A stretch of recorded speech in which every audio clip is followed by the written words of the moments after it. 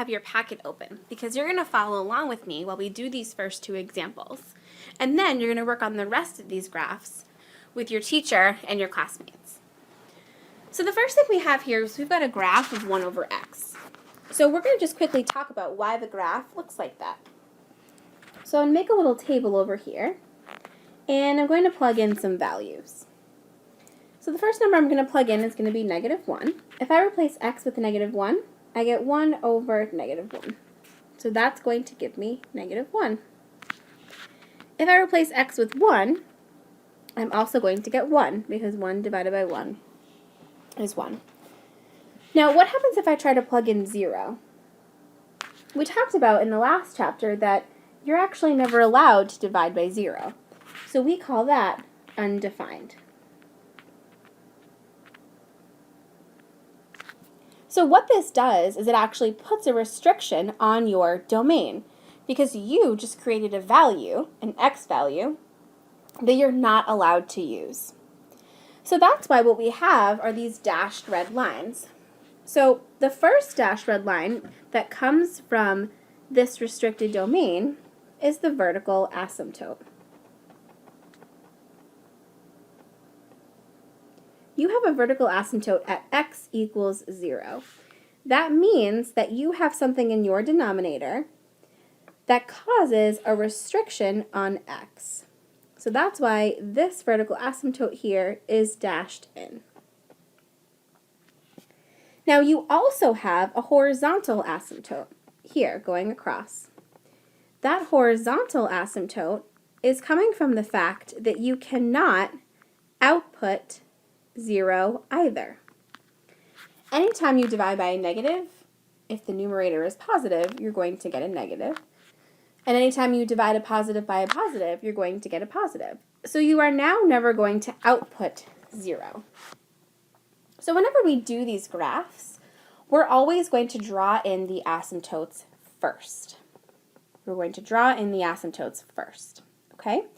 The vertical asymptote is going to come from the bottom of your fraction, and the horizontal asymptote is going to come from the outside of your fraction.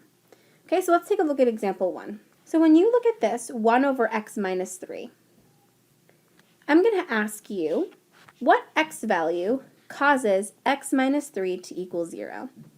Because you are not allowed to divide by 0.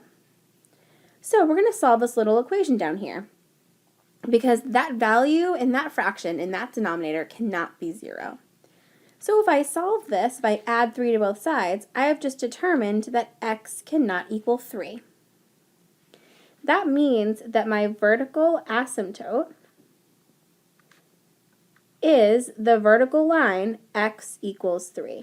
So when I draw that, I'm just going to dash in a vertical line at x equals 3. Now, there's nothing on the outside of this function. We could say that that's plus 0 on the outside. So there's no shift up or down, okay? That vertical asymptote shifts left to right, and a number on the outside is going to shift up and down. And we don't have that here, so that means that our horizontal asymptote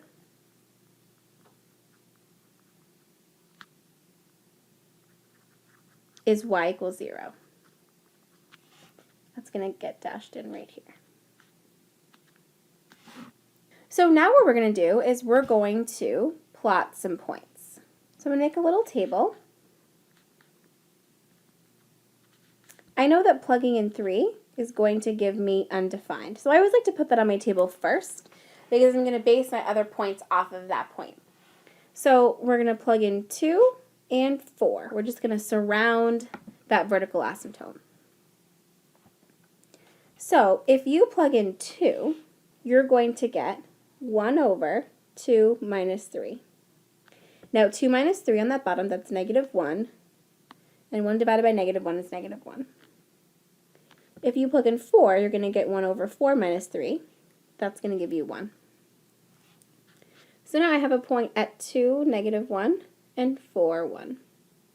So when I graph it, I'm just going to kind of follow my asymptotes there, pass through that point, follow, follow, follow, pass through the point, like that. Your domain is everything except for 3, right? Because we decided that x could not equal 3. So our domain is from negative infinity to 3, union 3 to infinity.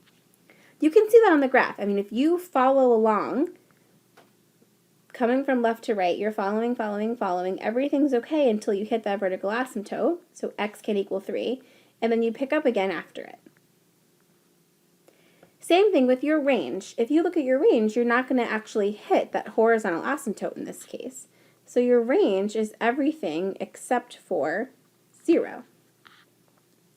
So again, you follow up from the bottom, following, you don't hit 0, then you hop over it, pick back up again, and go off to infinity. Okay, let's try the other example here.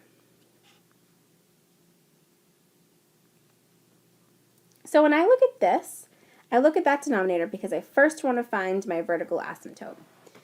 So that denominator, that's just x by itself. So what causes that to be 0? Just 0. Okay, so now I know that my vertical asymptote is x equals 0. That actually helps me with my domain, because if I draw that in, really, without doing anything else besides that so far, I can say, well, the only x value that I can't have is 0. So I can almost write that domain as soon as I figure out where my vertical asymptote is going to be. Now, if you look on the outside of that fraction, you're going to see this plus 2. That plus 2 is considered a shift up. That's going to affect your horizontal asymptote. That means that your horizontal asymptote is going to be at y equals 2. So I'm just going to dash that in right here. Y equals 2. Okay. Let's make a table. I always like to put my vertical asymptote in the middle and call that undefined, because then I'm going to plug points in around it. So I'll plug in -1 and 1. So now I'm going to get 1 over -1 plus 2. That's -1 plus 2. That gives me a positive 1. Down here, I'm going to get 1 over 1 plus 2. That's 1 plus 2, which is 3. So I have the point -1, 1 and the point 1, 3. Okay, and then I draw, following my asymptotes and crossing through those points.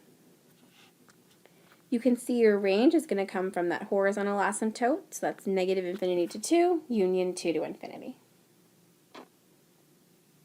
Okay, everyone, good luck with your packet, and please ask your teacher if you have questions. Thanks.